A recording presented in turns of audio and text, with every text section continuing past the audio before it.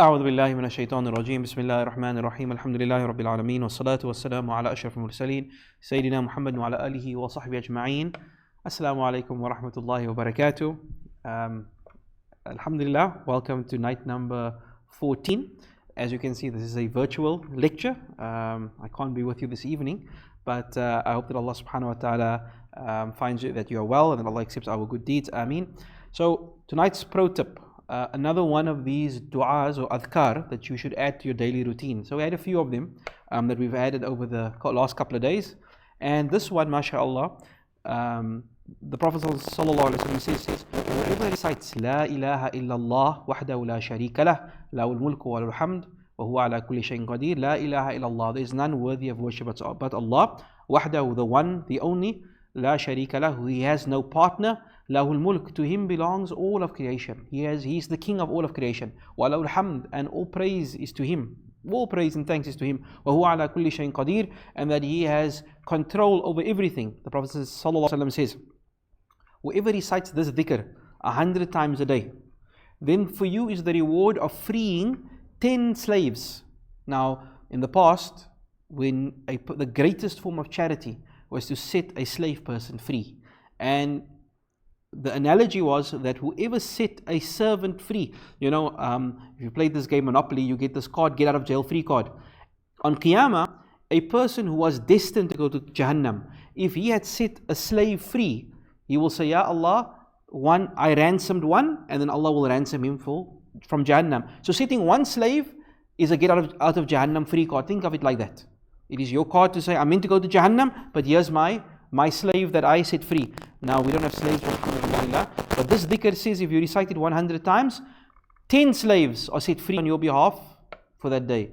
And then furthermore, 10 hasanat are given to you. You get 10 additional big rewards, and 10 sayyat, and 10 of your sins are wiped off from your scale. And you are protected from that day from shaitan and magic and all kinds of envy against you, that you are protected from the devils during the day. And the Nabi says, nobody can listen to this, he says, nobody can outdo you except the person who recites this dhikr more than 100 times. Meaning that this is the best dhikr you can recite for the day. And so, La ilaha illallah wahdahu la sharika lah, lahul mulk wa lahul hamd, wa huwa ala kulli shay'in qadir. So, inshallah, we continue with our stories of the Anbiya. And we mentioned that there were stages. Allah mentions in the Quran 5 nations that He destroyed. Nabi Nuh, we spoke about Nabi Nuh.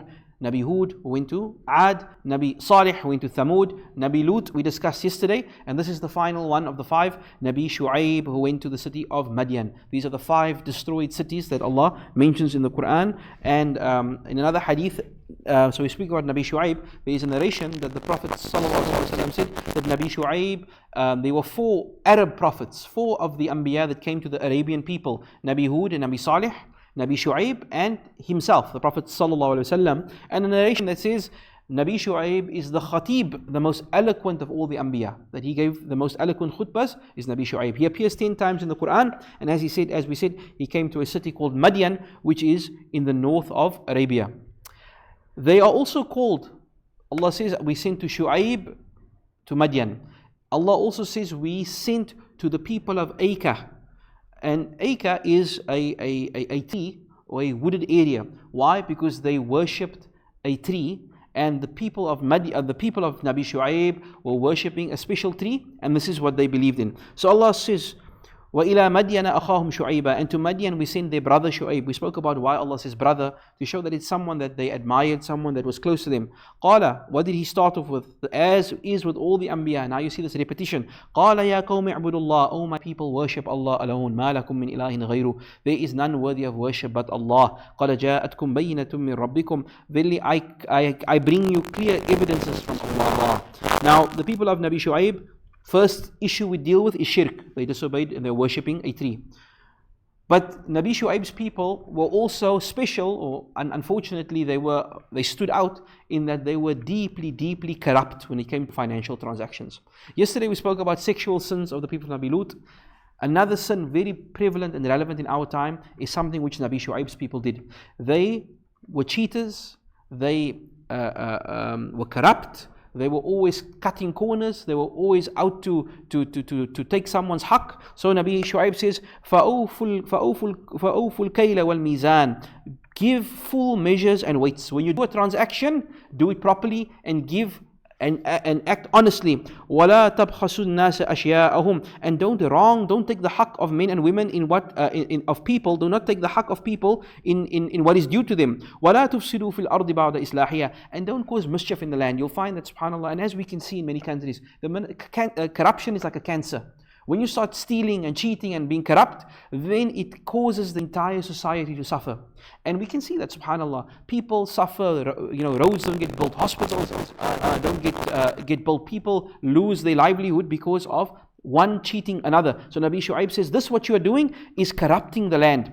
ذَلِكُمْ خَيْرٌ لَكُمْ إِن كُنتُم مُؤْمِنِينَ. And it is better for you. That little few rands that you're stealing from somebody, it is going to be a burden on your qiyamah. Rather, the halal money is better for you. And then Nabi Shuaib continues, وَلَا تَقْعُدُوا بِكُلِّ صِرَاطٍ تُوعِدُونَ وَتَصُدُّونَ عَنْ سَبِيلِ اللَّهِ مَنْ آمَنَ بِهِ وَتَبْغُونَ عِوَجًا. And do not sit on every road threatening and hindering from the path of Allah. So what did they also do? These were like cash in transit hijackers. So they were hijackers as well. So they, once you start stealing, then it never becomes enough. Once you start cheating, it never becomes enough. So now they went to the next extent where they were robbing people. They were highway robbers as well. So this is like a mafia that they were.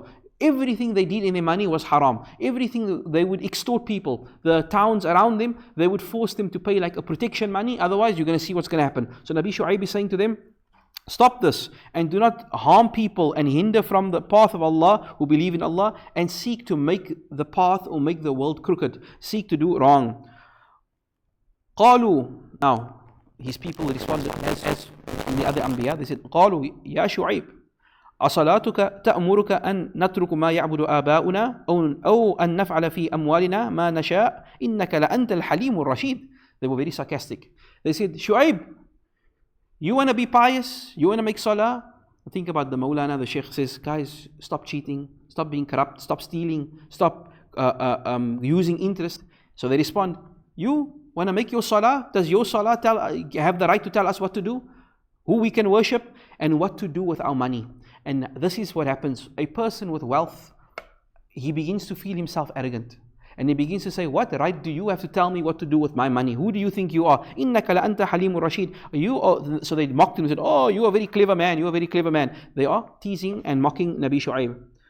قال الملأ الذين استكبروا من قومه لنخرجنك يا شعيب والذين آمنوا معك. So eventually Nabi Shuaib's preaching. Now remember, Nabi Shuaib is not fighting with them. He's not throwing stones at them. He's not insulting them. They are insulting him. He's just telling them, be honest in your business transactions. So they said to him, the big bosses, the mafia bosses, they said to Shuaib, you better stop this, or we're going to kick you and those who follow you out of our town in Qaryatina, أو لتعودن في ملتنا, or we're going to force you to toe the line and to do what we tell you to do. And Nabi Shuaib says, قال أولو كنا كارهين, even against our will, you're going to force us to live your lifestyle.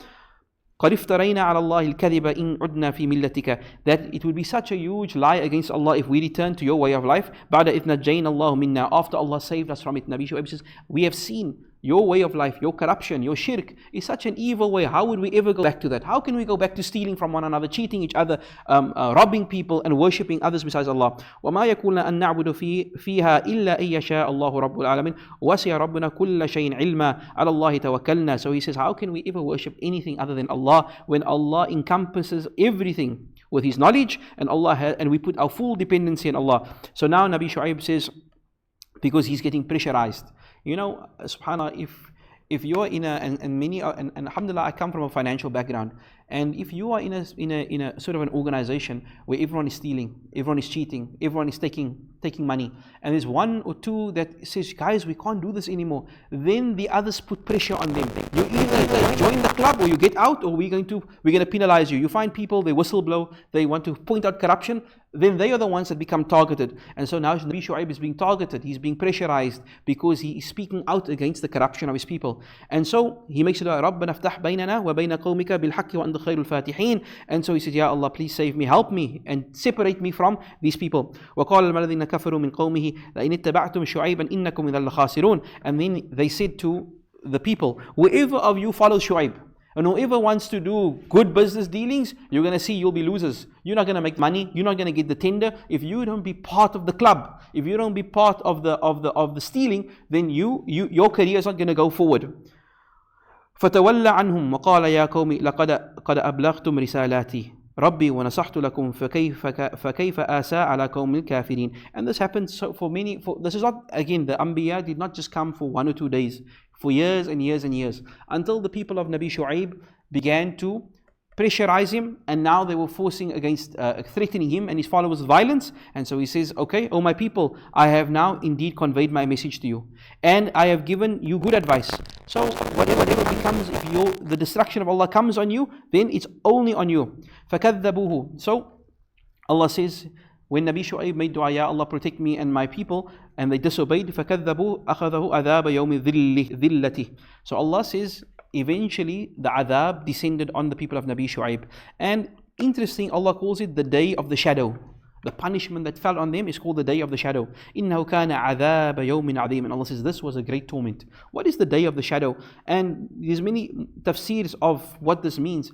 It appears, as Ibn Kathir mentions, that for a long period of time, the people were there was like a heat wave. And out of nowhere, Allah sent a cloud, and this brought shade, and the people congregated under that cloud. But this cloud wasn't like a normal cloud. It casted some darkness on them, a shadow on them. And interestingly, the Prophet says on the day of Qiyamah, the tyrants and the one who oppress people, they will be resurrected covered in darkness. They will be covered up in a cloud of darkness around them. وَلَمَّا جَاءَ أَمْرُنَا. Allah says, and when we sent our commandment, our punishment, نَجَّيْنَا شُعَيْبًا وَالَّذِينَ آمَنُوا مَعَهُ. We saved Shuaib and the believers, بِرَحْمَةٍ مِنَّا وَأَخَذَتِ الَّذِينَ ظَلَمُوا صَيْحَةً فَأَصْبَحُوا فِي دَارِهِمْ جَاثِمِينَ. And when they were consumed by this cloud, this dark cloud that covered them, the shadow, a scream that overwhelmed them, and they all died, they all perished, as if though, like just dead bodies, they all fell down dead. كَأَلَّمْ يَغْنُوا فِيهَا. As if though they had not dwelt in it. أَلَا بُعْدًا لِمَدْيَنَ كَمَا بَعِدَتْ ثَمُودَ. So Allah says, we destroyed them like Thamud. That same scream that killed Nabi Shuaib's people, the same punishment that killed Nabi Salih's people, the Thamud, is the same thing that destroyed the people of Nabi Shuaib. Now, subhanAllah, what we know of Nabi Shuaib's people, as we said, and what we need to take very much into account, is the dangers of financial mismanagement. Something just to know, a few days ago, the budget, South Africa's budget, was released. And this was the first time in history where the budget was late. They couldn't release it on time. Now, why was it late? Because there's a debate. On the one side, people can't be taxed any further. The government wants to add more taxes. They want to increase the VAT, and people are like, we already pay so much. Our petrol is taxed, our food is taxed, our work is taxed. We're working more for the government than ourselves. We can't tax them any further, and we understand that. At the same time, there are people who are literally dying. They don't have enough food. They don't have an education. They struggle. They've been economically excluded. They live off a 350 Rand grant. Who survives on 350 Rand? And the government is saying these people must be provided for. Now, both sides have a legitimate argument. And for us here in South Africa, our history has always been that one group eats and the one group starves. And our crisis in South Africa is a financial one. That if we do not fix the way we deal with our money, if we do not stop cheating, stop the corruption, stop stealing. Today, someone's life is meaningless. For a 10 Rand, a 5 Rand in his pocket, someone's going to shoot you and steal that 5 Rand. When such levels of corruption overpowers an entire society, then all the barakah is taken out. And so, subhanAllah, each and every one of us must be conscious about our money. The Prophet ﷺ says one of the 7 major sins is riba.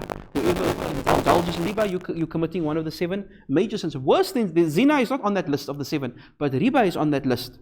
How many of us have deals that is corrupt? How many of us steal or do things in our business that's not due to us. We know it doesn't belong to us, but we still take it. How many of us, subhanAllah, when we go and we do a service for our customers, we need to fix their, their electric work or their plumbing, we shortchange, our mechanics, subhanAllah. How many of us are involved in these things which are haram? Nabi Sallallahu says, Man ghashana falaysa minna. You are not part of this Muslim community if you are dishonest and you're a cheater. And the punishment of cheating is that Allah removes all the barakah and the blessings from your money. That no matter how much you steal and cheat, no good will come from it. And so we are a society in particular that is suffering from, here in South Africa, we are suffering from mismanagement, cheating and corruption. And all of us should think of ourselves and be conscious of Nabi Shuaib.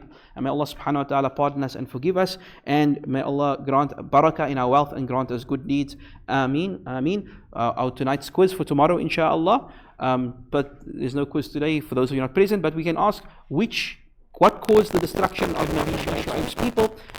Was it a storm? Was it a thunderbolt? Was it an earthquake? Was it a fire?